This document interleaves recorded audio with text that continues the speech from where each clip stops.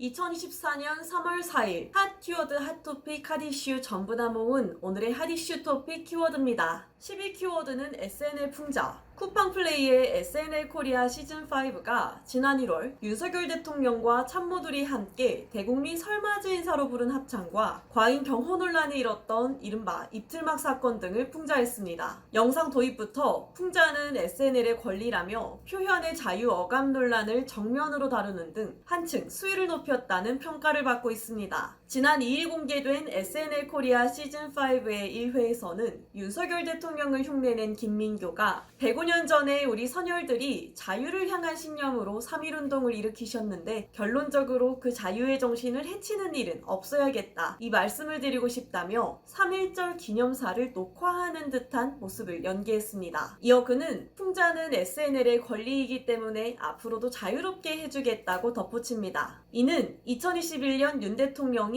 대선 후보 시절 SNL 코리아에 출연해 건넨 말을 연상케 하는데요. 당시 윤 대통령은 주 기자가 간다 해서 대통령이 되신다면 SNL이 자유롭게 정치 풍자를 할 수 있도록 도와주실 거냐 라고 묻자 그건 도와주는 게 아니라 SNL의 권리다 라고 답한 바 있습니다. 9위 키워드는 아이브 해킹. 4일 K-팝 대표 걸그룹 아이브를 비롯한 스타쉽 엔터테인먼트 소속 가수들의 공식 유튜브 채널이 해킹돼 콘텐츠를 볼 수 없는 상태가 빚어졌습니다. 가요계에 따르면 아이브 유튜브 채널 이름은 일론 머스크가 이끄는 우주기업 스페이스X로 무단 변경됐습니다. 4일 오후 8시 이 채널에서는 아이브와 관련된 동영상을 시청할 수 없습니다. 아이브 유튜브 채널의 구독자 수는 337만 명에 이릅니다. 8위 키워드는 7,000명 면허정지. 정부가 전공의 복귀 데드라인으로 정한 기한이 지나자마자 전공의 수천 명에 대한 면허정지 조치에 돌입했습니다. 의료계는 표면적으로는 면허정지를 해도 상관없다며 의연한 모습을 보이고 있지만 내부적으로는 검찰 소환조사에 동행할 변호사를 구하는 등 생존법을 찾고 있습니다. 박민수 제2차관은 정례브리핑에서 의료 현장을 이탈한 이들에 대해 선처 없는 면허정지 처분이 이루어질 것이라고 예고했는데요. 박 차관은 정부의 업무 개시 명령을 위반하면 최소 3개월의 면허정지 처분이 불가피하다고 말했습니다. 박 차관이 언급한 업무 개시 명령 위반 전공의 수는 7,854명에 달하는데요. 이들의 면허가 전부 정지되면 수술 취소 등 의료계 혼선이 예상되지만 정부는 이번 의대 증원을 의료개혁의 마지막 기회로 보고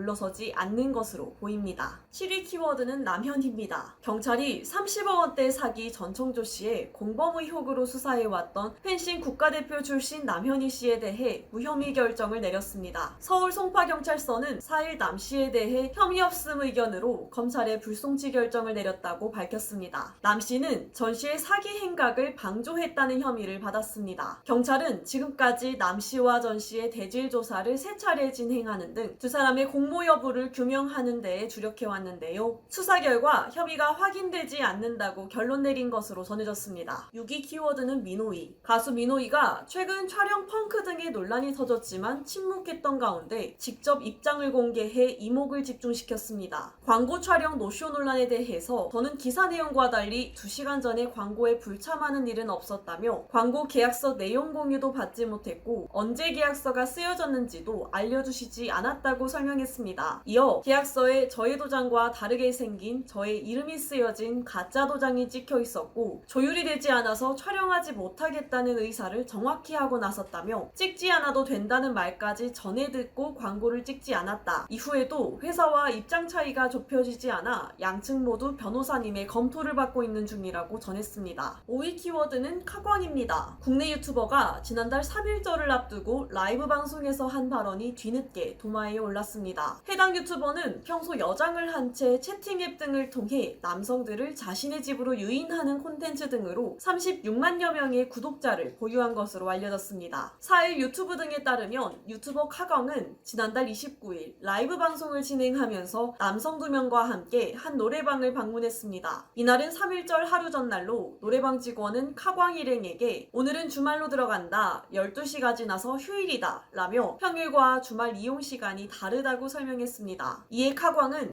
왜 내일 3.1절이야? 3.1절 뭐 하는 날인데? 라고 발언했습니다. 당시 방송 시청자들 사이에서는 말 조심해야 한다, 선 넘었다 등 반응이 나오기도 했습니다. 이에 카광은 왜 3.1절이 뭔데? 나 말 실수했나? 라며 반문한 뒤 죄송하니까 노래 하나 불러드리겠다 라고 말했습니다. 3.1절이니까 노래 한 곡 하겠다라며 마이크를 손에 든 그는 유명 일본 밴드가 부른 한 일본 애니메이션의 수록곡을 열창했습니다. 그는 해당 곡을 부른 뒤 여러분 이제 용서해 주시나 라며 계속해서 장난스러운 모습을 보였습니다. 4위 키워드는 의대 증원 신청. 정부가 의대 정원 신청 마감일로 정한 4일 전국 40개의 의과대학의 신입생 증원 신청 총규모가 정부가 앞서 늘리겠다고 밝힌 2,000명을 이미 넘어선 것으로 보입니다. 비수도권 지방의대들은 기존 정원의 2배 또는 그 이상의 정원을 신청한 경우도 있는 것으로 파악됐습니다. 4일 조선비즈가 전국 40개의 의과대학들의 수요 신청 현황과 계획 등을 전수조사한 결과 8개 서울 소재 의대를 제외한 32개 대학들의 증원 신청 규모가 2,082명으로 잠정 집계됐습니다. 3위 키워드는 푸바오. 3.1절을 맞은 연휴 기간 에버랜드에 많은 관람객이 붐볐습니다. 4일부터 중국으로 반환 절차를 시작하는 판다 푸바오를 보기 위해 개장 전부터 매표소 앞에는 긴 줄이 생겼습니다. 공개 마지막 날인 지난 3일에는 새벽 3시부터 입장을 기다린 관람객들도 있었습니다. 푸바오는 2020년 7월 20일 용인 에버랜드에서 엄마 아이바오와 아빠 러바오 사이에서 태어났습니다. 국내에서 판다가 자연 번식으로 태어난 건 푸바오가 처음입니다. 4년 전 코로나19로 모두가 힘겹던 시기 태어나 행복을 주는 보물이란 이름 뜻대로 위로와 감동을 선사해준 푸바오. 판다월드에서 1155일 동안 푸바오가 만난 관람객 550만 명에 달합니다. 중국 바깥에서 태어난 판다는 자이언트 판다 보호연구 협약에 따라 생후 48개월이 되기 전 짝을 찾아 중국으로 이동합니다. 이에 푸바오는 4월 초 중국 스촨성 자이언트 판다 보전연구센터로 보금자리를 옮기게 됩니다. 중국으로 떠나는 항공편에는 강사육사가 동행할 예정입니다. 2위 키워드는 나홀로 입학식. 대구 군위군 부계초등학교에서 나홀로 입학식이 열렸습니다. 4일 연합뉴스에 따르면 이날 오전 10시경 대구 군위군